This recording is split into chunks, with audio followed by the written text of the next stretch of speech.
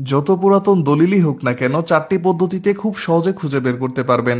এর জন্য দলিল নাম্বার ও সন মনে থাকার প্রয়োজন নেই। প্রিয় দর্শক, আমার কাছে একটি অনেক পুরাতন দলিল দেখতে পাচ্ছেন।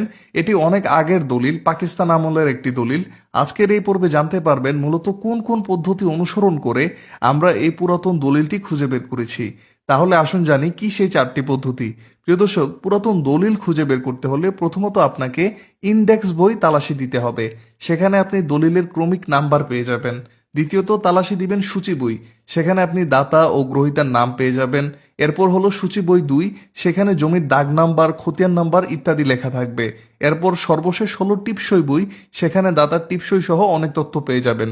এই 4টির মধ্যে যে কোনো একটির তথ্য দিয়ে আপনি সাব রেজিস্ট্রার অফিস থেকে যত পুরাতন দলিলই হোক না কেন তালাশি দিয়ে খুঁজে বের করতে পারবেন। আশা করি সবাই বুঝতে পারছেন। প্রিয় দর্শক, ভিডিওটি শেয়ার করে দিবেন এই জন্য যে কারণ অনেকেই জানে না পুরাতন দলিল কিভাবে খুঁজে বের করবে। আসসালামু আলাইকুম।